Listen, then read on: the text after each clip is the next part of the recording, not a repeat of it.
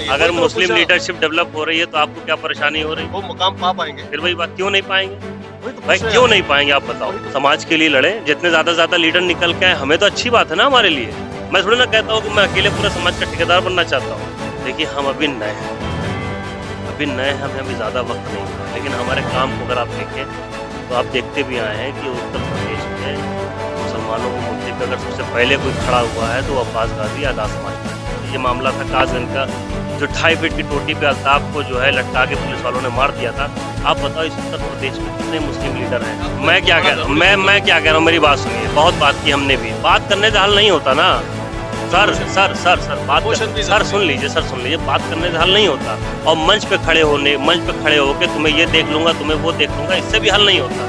जो बसपा कहते हो ना सारे लोग, सारे मीडिया कहते हैं बसपा और सपा।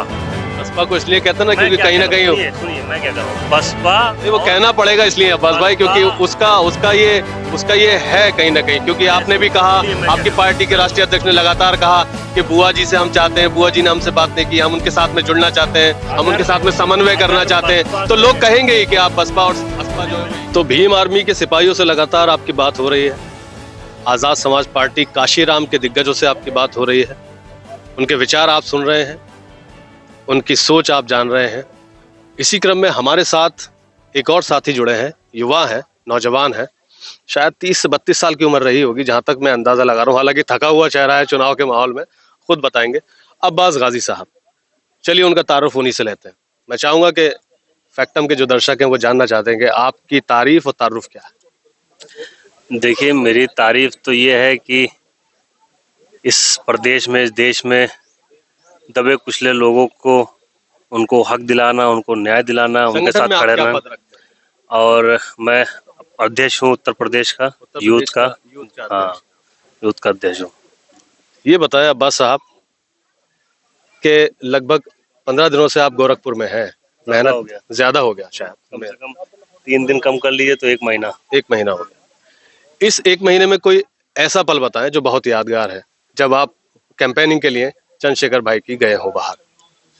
देखिए पल तो बहुत सारे यादगार हैं, लेकिन कुछ पल ऐसे हैं जिनको अगर मैं बताऊंगा तो बड़ी तकलीफ होगी, दिल को बड़ी तकलीफ होगी, क्योंकि इस गवर्नमेंट ने कुछ ऐसे समाज के साथ बड़ा भेदभाव किया है कि जिसकी सच्चाई अगर आप दिखाओगे तो हमें लगता है कि जनता भी उनको माफ नहीं करेगी। आज आप देख रहे हो जिस तरीके से सरकार के लोग, सरकार के मुखिया चिल्ला रहे हैं कि 80 बनाम 20, 80 बनाम 20, तो आप इसी से अंदाजा लगाइए कि 80 बनाम 20 में वो 20 वालों के साथ क्या करते हैं और क्या करना चाहते हैं। इस गोरखपुर में गोरखपुर में मेरा पहली बार आगमन रहा चंद्रशेखर जी के चुनाव में। कोई ऐसी कॉलोनी नहीं, कोई ऐसा वार्ड नहीं जहां मैं ना गया हूं प्रचार प्रसार के लिए। जैसे सरकार चिल्ला रही है कि मैंने स्मार्ट सिटी बनाया है, गोरखपुर चूंकि ये महाराज जी का खुद का ज़िला है, यहाँ से वो मुख्यमंत्री हैं, तो इस ज़िले को उत्तर प्रदेश में ढिंडोरा पीटते हैं कि मैंने इसको बहुत अच्छे से सजाया है। लेकिन बहुत अफसोस के साथ मुझे कहना पड़ रहा है कि इस गोरखपुर की जो दुर्दशा है वो हमें लगता है कि पूरे उत्तर प्रदेश में सारे ज़िलों से सबसे बदतर होगी। आप सामरिक विकास की बात करें, जो सड़कों पे और ये सब। देखिए विकास मतलब क्या होता है आप बताओ, विकास किसे कहते हैं? विकास की परिभाषा बताओ, विकास की परिभाषा क्या होती है? चलिए मैं बताऊंगा तो बहुत समय लगेगा। नहीं आप, मैं बता रहा हूँ ना, आप ना बताइए, मैं बता। देखिए विकास की परिभाषा ये होती है कि जो आम जनमानस है जहाँ पे वो रहता है वहाँ पे उसको सुख सुविधाएं मिले, सरकार की जिम्मेदारी है, ठीक है। आप लीपापोती करके बाहर के एरिया को चमका दो, उसको विकास नहीं कहते हैं। खाली समाज को दिखाने के लिए, लोगों को दिखाने के लिए हमने गोरखपुर बहुत सजा दिया, उसको विकास नहीं कहते। विकास उसको कहते हैं कि जहां आम जनता रहती है वहां की हालत क्या है, वहां चल के देखिए आप किस दुर्दशा में वहां के लोग जीवन यापन कर रहे हैं। कैसे रोड 40-40 साल, 50-50 सालों से रोडें नहीं बनी है, नालियां रोड पर बह रही हैं। अगर 15 मिनट बारिश हो जाए, 10 मिनट अगर बारिश हो जाए तो लोगों का घर से निकलना दूभर हो जाता है। अगर किसी के घर में मौत हो जाए तो ये जान लीजिए कि जिसकी मौत होती है उसका दुख उसके घर वालों को होता ही है, लेकिन अगर बारिश हो गई तो पूरे घर वालों की मौत ऐसे ही हो जाती। तो ये जो हालात हैं, जो अच्छा ईमानदारी से बताओ आप मुझे कि जो जनता है, जो लोग हैं, वो कहाँ रहते हैं? गांव में रहते हैं, वो कॉलोनियों में रहते हैं, वो मोहल्ले में रहते हैं। और जहाँ जो लोग रहते हैं वहाँ सरकार का फर्ज है कि वहाँ पे उनको सुख सुविधाएं दें, रोड की सुविधाएं दें, नालियों की सुविधाएं दें, पानियों की सुविधाएं दें। लेकिन जब जिस दुर्दशा में लोग रह रहे हैं इस गोरखपुर में, मेरा देख के दिल फट गया। और मैं आपसे भी निवेदन करता हूँ कि आप ये सच्चाई को दिखाओ, ताकि क्योंकि आप ही एक ऐसा माध्यम हो जिससे जनता जानेगी कि वाकई सच्चाई क्या है, जमीनी स्तर पे सच्चाई क्या है। तो मेरा आपसे अनुरोध है कि सच्चाई को जाके दिखाइए। कुछ क्षेत्रों को आप कहोगे तो मैं लेके चलूंगा, दिखाइएगा आप हमको। कुछ क्षेत्रों पे आप कहोगे तो मैं आपको लेके चलूंगा।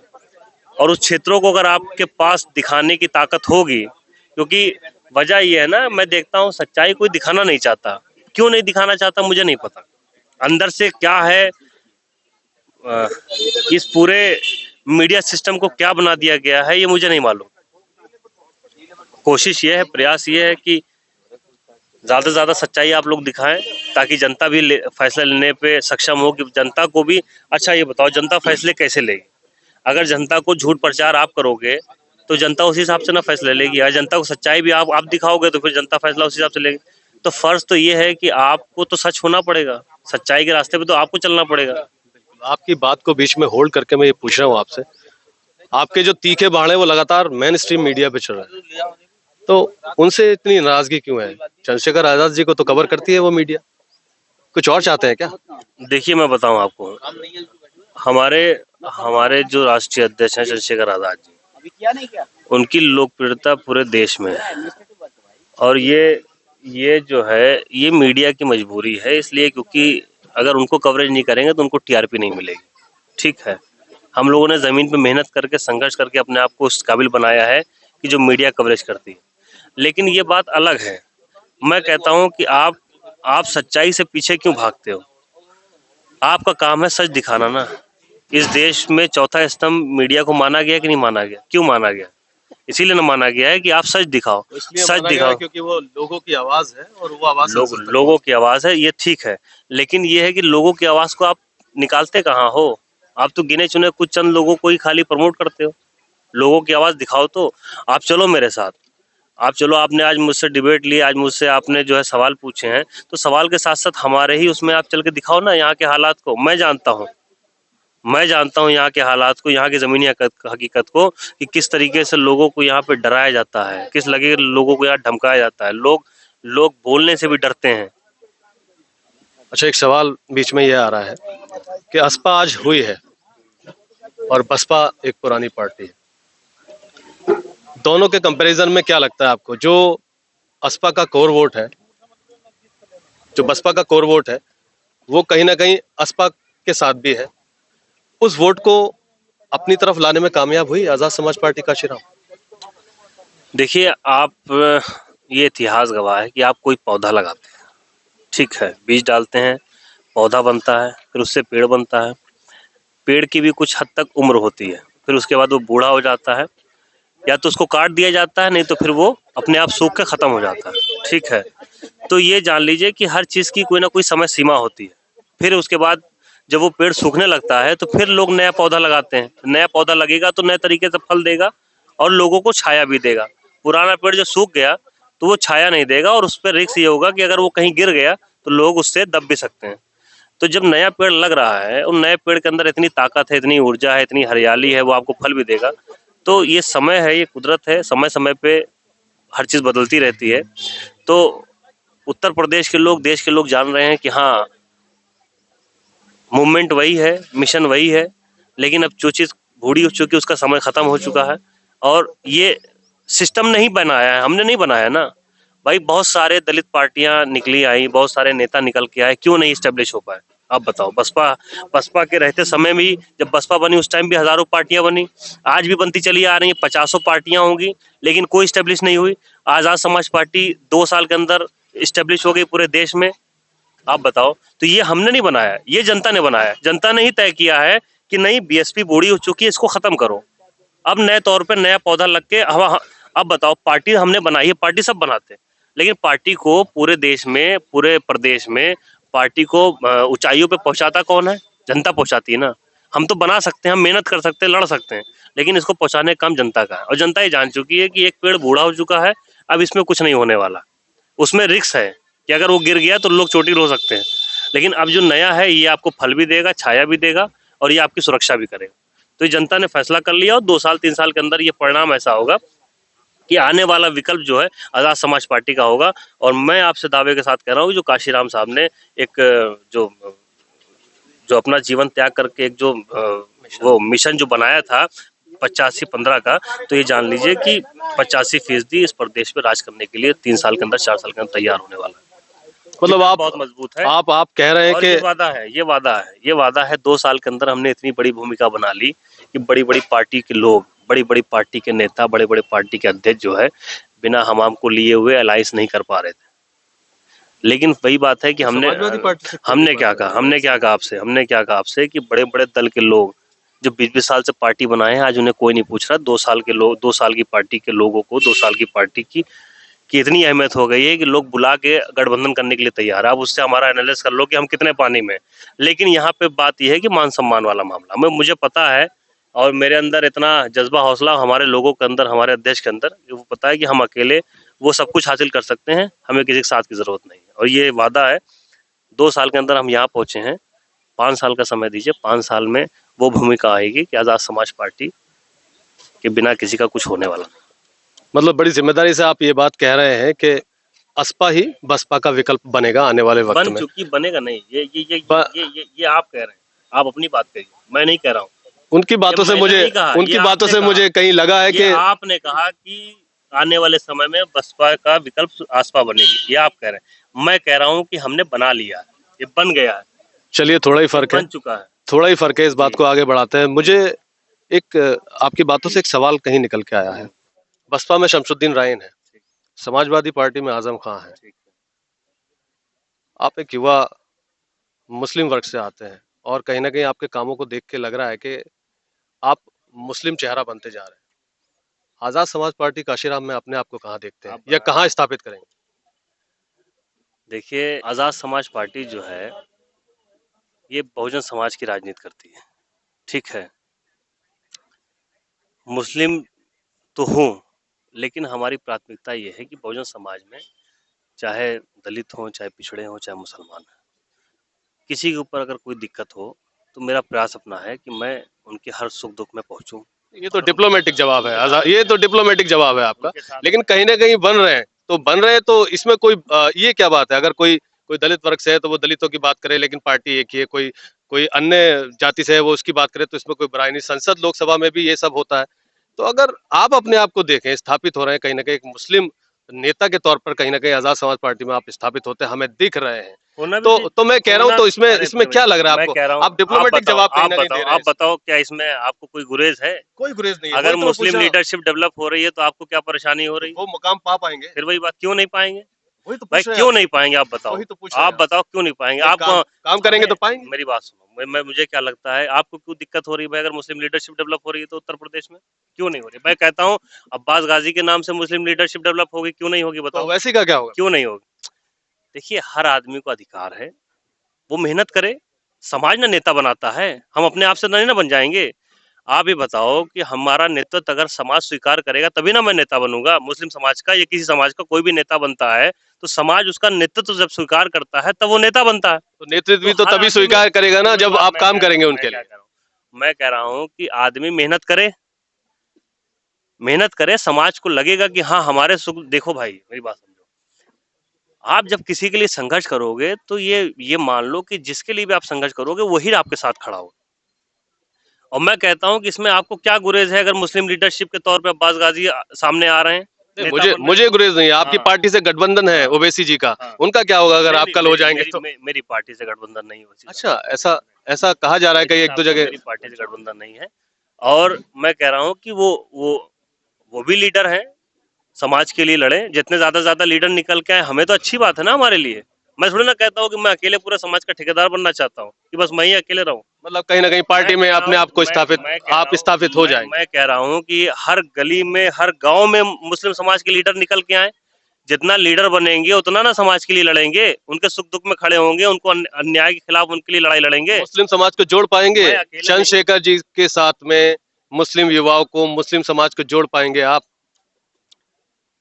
समाजवादी पार्टी कहती है उनका ठेका है, ओवैसी कहते हैं उनका ठेका है मुस्लिम वोटों का। बहन जी कहीं टिकट देती हैं वो कहते हैं उनका ठेका है। तो ये ठेका कब तक चलेगा? मतलब किधर है मुस्लिम वर्ग से? आप मुस्लिम वर्ग से हैं इसलिए सवाल पूछ रहा हूँ। कितने लोगों को लाए हैं आजाद समाज पार्टी में आप, मुसलमानों को खास तौर से? क्या लगता है आने वाले वक्त में क्या मुस्लिम समाज अपना कोई नेतृत्व खड़ा करेगा, किसी को स्वीकारेगा, या फिर आप उस तरह का विकल्प बन के तैयार होंगे कि वो अपने आप को कहीं मेरी एक तरफ आप महसूस कर मेरी सके? बात सुनिए, मैं क्या कह रहा हूँ। देखिए, हम अभी नए हैं, हमें अभी ज़्यादा वक्त नहीं हुआ है, लेकिन हमारे काम को अगर आप देखें तो आप देखते भी आए हैं कि उत्तर प्रदेश में मुसलमानों के मुद्दे पे अगर सबसे पहले कोई खड़ा हुआ है तो वो अब्बास गाजी आज़ाद समाज पार्टी। चाहे बाराबंकी में 100 साल पुरानी मस्जिद प्रशासन ने ढा दी हो, तो तमाम दलों में मुस्लिम नेता बहुत है, लेकिन किसी की हिम्मत नहीं हुई कोई आगे निकल के आता। सबसे पहले मैंने ऐलान किया कि नहीं, मैं जाऊंगा। वहां पे 100 लोगों को गिरफ्तार करके जेल भेजा गया। मैंने कहा नहीं, मैं सबसे पहले पहुंचूंगा। प्रशासन यानी एडीजी ने ऑर्डर किया कि इस आदमी को किसी भी हाल में बाराबंकी नहीं पहुंचना है। छापा पड़ा, मुझे गिरफ्तार किया गया। चाहे उन्नाव में तौफीक नाम के एक व्यक्ति था, उसकी हत्या कर दी हो पुलिस द्वारा, वहां पे मैंने उस परिवार वालों को इंसाफ दिलाया, पुलिस वालों पे मुकदमा लिखवा के जेल भेजवाया। चाहे कासगंज में, इतना बड़ा कासगंज का जो नेशनल लेवल पे ये मामला था, कासगंज का जो 2.5 फीट की टोटी पे अल्ताफ को जो है लटका के पुलिस वालों ने मार दिया था। आप बताओ इस उत्तर प्रदेश में कितने मुस्लिम लीडर हैं, चाहे समाजवादी में हो, चाहे बीएसपी में हो, चाहे कांग्रेस में हो। लेकिन मैं कहता हूँ देखो, समाज के लिए वही लड़ेगा जो मुसलमानों का लीडर होगा। अगर किसी दल का लीडर होगा तो वो समाज के लिए नहीं लड़ पाएगा। आप मेरी बात समझ रहे हो मैं क्या कह रहा हूँ? आप बताओ कि मुस्लिम लीडरशिप में 90% लीडरशिप जो है समाजवादी के लोग करते हैं। मैं मुसलमान लोग की बात ओवैसी कर रहा हूँ। समाजवादी हैं क्या? मैं 90% की बात करूँ तो अभी 4 दिन हुआ आए हुए। 4 दिन कहाँ, पूरे उसका ठेका अरे उन्होंने लिया। वो कह रहे चार हैं कि दिन हिजाब पे मैंने बात की, अखिलेश ने कोई बात नहीं की, किसी और पार्टी ने कोई बात नहीं की। आपने बात की हिजाब पे, वो बड़ा जरूरी मुद्दा। मैं क्या कह रहा हूँ, मेरी बात सुनिए। बहुत बात की हमने भी, बात करने से हल नहीं होता ना। तो sir promotion, sir sir sir बात कर, प्रमोशन भी सर जरूरी है सुन ना। लीजिए, सर सुन लीजिए, बात करने से हल नहीं होता। अगर बात करना हो तो दिन भर हम मीडिया को बुला के दिन भर हम बात करें, दिन भर हम हिजाब पे बात करें, दिन भर हम अल्ताफ पे बात करें, दिन भर हम मुसलमान पे बात करें। बात करने से हल नहीं होता। और मंच पे खड़े होके तुम्हें ये देख लूंगा, तुम्हें वो देख लूंगा, इससे भी हल नहीं होता। आप बताओ, इससे भी हल नहीं होता। आप मंच पे खड़े होकर कह दोगे कि फलाने बच्चे को हमारे मार डाला, थाने के अंदर बंद करके मैं ये कर दूंगा, मैं वो कर दूंगा, इससे हल नहीं होता। आपको जमीन पे उतरना पड़ेगा, आपको लड़ना पड़ेगा, आप कह रहे हैं संघर्ष कि करना आप पड़ेगा। जमीन पे उतर के हाँ अपनी, सर, कम से नहीं कम है अपनी लॉबी के लिए ये काम करें। बात देखिए, मैं बताऊं, अगर बात करके अगर आप खाली जो है बातों से ही किसी को न्याय दिला दीजिए तो फिर ऐसे न्याय नहीं ना होता सर। आपको तो उस रोड पे आना पड़ेगा ना। मैं कह रहा हूँ आपसे कि उस अल्ताफ का मामला था, वो उसके माँ बाप बेचारे तड़प रहे थे कि उसके नौजवान 20 साल के बच्चे को थाने के अंदर 2 फीट की टोटी से मार दिया। आप मिलने गए? आप बताओ कि आपने अपडेट लिया कि कितने उत्तर प्रदेश में कितने मुस्लिम लीडर हैं जो उसके घर पहुंचे, कितने मुसलमानों ने उसके लिए लड़ाई लड़ी, काफी ढूंढने कितने की लोग कोशिश निकल के आए। मैं 3 दिन था वहां पे। देखो, बात ये नहीं है, बात ये है कि जब आप लीडरशिप आप समाज की करोगे तो समाज का दर्द फिर आपके सीने में होगा। और मैं कहता हूँ कि मुझे किसी चीज की लालच नहीं है। वजह है क्योंकि मेरे पास खोने के लिए कुछ नहीं है, और जिसके पास खोने के लिए कुछ नहीं होता है, संघर्ष वही कर पाता है। मुस्लिम वोटों पर गोरखपुर में कुछ प्रभाव डाल पा रहे हैं पूरा अब्बास डाला गाजी? पूरा डाला है। कोई ऐसी जगह नहीं बची है गोरखपुर सदर विधानसभा में, कोई ऐसी जगह नहीं है, कोई ऐसा वार्ड नहीं है, कोई ऐसी कॉलोनी नहीं है, कोई ऐसा बूथ नहीं है जहां मैं ना गया हूं, जहां मैं ना मिला हूं। और मैं विश्वास दिलाऊंगा कि 10 तारीख को जब रिजल्ट आएगा तो गोरखपुर में मुसलमानों की जो भूमिका आपको दिखेगी, उससे आपको एहसास होगा कि ग्राउंड लेवल पे अब्बास गाजी ने क्या काम किया है अब यहाँ। एक पर्सनल सवाल ले रहा हूँ आपसे। आप कह रहे हैं कि आपकी पार्टी नहीं है। और यहाँ यहाँ देख लीजिएगा आप, बड़ी संख्या में आपको एक तरफा मुस्लिम समाज वोट करेगा आजाद समाज पार्टी को। चलिए, हम तो आपकी बात का समर्थन कर रहे हैं कि जैसा आप कह रहे हैं वैसा ही हो। अब चलते चलते मैं आपसे एक ये पर्सनल सवाल ले रहा हूँ अब्बास गाजी साहब, कि आपने कहा कि अभी आपकी पार्टी नहीं है। वो कौन सा पल था जो चंद्रशेखर की तरफ आपको खींच कर लाया है? वो कौन सी चीज थी जिसने आपको चंद्रशेखर जी से जोड़ा? पार्टियां तो और भी थी वजूद में, कई लोग। देखिए, मैं बताऊं, हम एक क्रांतिकारी हैं, और जो क्रांतिकारी होता है वो उस व्यक्ति के पास जाना पसंद करता है जो उसी की तरह सोचता हो, उसी की तरह लड़ता हो, एक योद्धा हो। और फिलहाल की राजनीति में जो है चंद्रशेखर आजाद जी का जो नेतृत्व है, वो पूरा देश जानता है कि हर मामले में अगर कोई बोलने वाला है, कोई लड़ने वाला है, तो वो चंद्रशेखर आज़ाद जी। और सीएनआरसी में जिस तरीके से आज़ाद जी ने मुख्य भूमिका निभाई थी, 70 सालों से जो मुसलमानों के वोट बैंक पे राज किए, आज तक उनके मुंह से एक लफ्ज नहीं निकला। उसी लखनऊ में 8 किलोमीटर 6 किलोमीटर की दूरी पे बहन जी का भी बंगला है और अखिलेश यादव जी का भी बंगला है। सीएनआरसी में जब मुस्लिम समाज के लोग प्रोटेस्ट कर रहे थे और पुलिस वालों ने उनके ऊपर जबरन लाठी चलाई और प्रशासन के ही लोगों ने फर्जी तरीके से आगजनी करके मुसलमानों, क्योंकि उन्हें पता था यहाँ पे सारे मुस्लिम हैं, इनको किसी तरह फंसाना है, सरकार की मंशा तो आप जानते हो, तो उसमें जो है कितने मुसलमानों के ऊपर लाठी चलाई और फर्जी तरीके से प्रशासन ने मुसलमानों को फंसाने के लिए कई जगह आगजनी की और उस पर मुसलमानों को थोप दिया। छापे पड़े, कितने मुसलमान जेल गए, कितने मुसलमानों घरों पे कुड़की हुई। मैं कहता हूं कि इतने सालों से मुसलमानों के दम पे आप मुख्यमंत्री बने, आप सांसद बने, विधायक बने, 8 किलोमीटर की दूरी पे बहन जी का भी घर था, अखिलेश यादव का घर था, लेकिन इन बेशर्मों के मुंह से एक बार भी उनके लफ्ज नहीं निकला कि इन मुसलमानों के साथ जुल्म हो रहा है और सरकार जो है उनको टारगेट कर रही है। ये नहीं होना चाहिए। क्यों? वो कहते हैं उनकी पार्टी लड़ी है वहाँ क्यों क्यों नहीं होना चाहिए, बताओ। सीएनआरसी के आंदोलन में हो रहे जुल्मों पर उनकी पार्टी के कार्यकर्ता जमीन पर उतरे हैं। कहाँ लड़ी है भाई साहब? सर जब लखनऊ में होर्डिंग लगे थे तब उनकी पार्टी के लोगों ने विरोध किया था। कहाँ विरोध, किस तरह से विरोध किया जाता है, बताओ मुझे आप। क्या मुसलमान जो जेल में बेगुनाह डाले जा रहे थे, क्या धरना प्रदर्शन उसके लिए समाजवादी की सरकार ने किया था? क्या अखिलेश यादव ने ऐलान किया था कि हम धरने बैठेंगे, जो मुसलमान हमको आज तक वोट देता रहा है, जिसके दम पे हम मुख्यमंत्री बन रहे हैं? तो वैसे तो ओवैसी ने भी ऐसा कुछ नहीं किया। वही मैं कह रहा हूँ भाई, बात तो आपने अपने मुंह से कह दी ना कि देखो, मंच पे खड़े होके भीड़ के सामने चिल्लाना अलग बात है, रोड पे आके संघर्ष करना अलग बात है। अब मैं चैलेंज कर रहा हूँ कि इस उत्तर प्रदेश में माहौल बदलने वाला है। ये मुसलमानों के दम पे जो मुख्यमंत्री बनने का ख्वाब सब देख रहे हैं ना, अब सब बदलने वाला है। जो काम करेगा, जो समाज के लड़ेगा, समाज उसी के साथ आएगा। और मुसलमान अब वो नहीं रह गया कि जिसको इस्तेमाल कर लो। मैं चैलेंज कर रहा हूँ आपसे कि मुसलमान अगर अखिलेश यादव को मुख्यमंत्री बना सकता है ना, वही मुसलमान है जिस दिन साथ छोड़ के चला जाएगा तो अखिलेश यादव प्रधान नहीं बन पाएंगे, अखिलेश यादव की पार्टी प्रधान नहीं बना पाएगी। समझ रहे हैं? लेकिन बहुत अपमानित किया है। अब वो दिन बदलने वाला है और ये विश्वास मानिए कि अभी तक सपा, बसपा, कांग्रेस, इन तीनों ने मुसलमानों के साथ खेला है बारी बारी, लेकिन अब वक्त बदल गया है और 2 साल के अंदर हमने मेहनत करके इतना मजबूत विकल्प तैयार कर लिया है कि मुस्लिम समाज सोचने में मजबूर हो गया है कि नहीं, अब सपा बसपा को छोड़ो, आज़ाद समाज पार्टी में जो लोग हैं, चाहे चंद्रशेखर आज़ाद जी हों, चाहे अब्बास गाजी हों, ये ज़मीनी स्तर पे आके लड़ने वाले लोग हैं और धीरे धीरे लोग समझेंगे। अभी तो वक्त कम हुआ है, लेकिन ये उम्मीद दिलाते हैं कि आने वाले समय में, ये तो अभी हमारा डेमो था जो 2 साल का था, अब असली जो काम है, असली जो संघर्ष है 10 मार्च के बाद शुरू होगा और 27 में बसपा और सपा दोनों का विकल्प, मैं बसपा का नहीं कह रहा हूँ, जैसे बसपा कहते हो ना सारे लोग, सारे मीडिया कहते हैं बसपा और सपा। बसपा को इसलिए कहते हैं ना क्योंकि कहीं ना कहीं सुनिए मैं क्या कर रहा हूँ, बसपा नहीं, वो कहना पड़ेगा इसलिए अब्बास भाई, क्योंकि उसका ये है कहीं ना कहीं, क्योंकि आपने भी कहा, आपकी पार्टी के राष्ट्रीय अध्यक्ष ने लगातार कहा कि बुआ जी से हम चाहते हैं, बुआ जी ने हमसे बात नहीं की, हम उनके साथ में जुड़ना चाहते हैं, हम उनके साथ में समन्वय करना चाहते हैं, तो लोग कहेंगे ही कि आप बसपा और असपा जो है वो एक ही बात। हमारे सुनो आप, मैं कह रहा हूँ कि अगर बीएसपी से हम बीएसपी का जो मूल वोटर है, अगर हम दलित समाज खींच के ला रहे हैं, लोग आ रहे हैं हमारे पास, तो समाजवादी में जो बेस वोट मुस्लिम का है वो भी हमारे पास आ जाए और हम इतनी मेहनत करेंगे कि सपा और बसपा दोनों का विकल्प आजाद समाज पार्टी 2027 से बन के तैयार हो जाएगी। तो अब्बास गाजी बने हुए थे हमारे साथ, भीम आर्मी और आजाद समाज पार्टी के बड़े प्रमुख चेहरे हैं और मैंने उनसे कहीं ना कहीं उस मुस्लिम वाले बिंदु पर बात इसलिए की क्योंकि वो कहीं ना कहीं मुसलमानों के लिए विशेष काम करते रहते हैं और मैंने कई जगह देखा है उनको मुस्लिम मुद्दों पर बात करते हुए।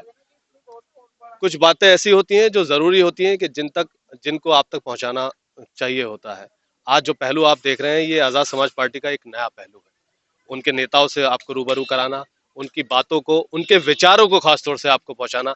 अब देखिए, सुनिए, अब्बास गाजी ने कहा कि वो बसपा का ही नहीं, वो समाजवादी पार्टी का भी विकल्प कहीं ना कहीं बनेंगे, क्योंकि वो जानते हैं कि समाजवादी पार्टी की जो सरकार बनती है वो कहीं ना कहीं मुस्लिम बेस वोट पर ही बनती है। ये अलग बात है कि कहीं ना कहीं छोटे और बड़े गठबंधन जो लोगों के साथ होते हैं, दलों के साथ होते हैं, उसका भी जगह जगह पर असर होता है।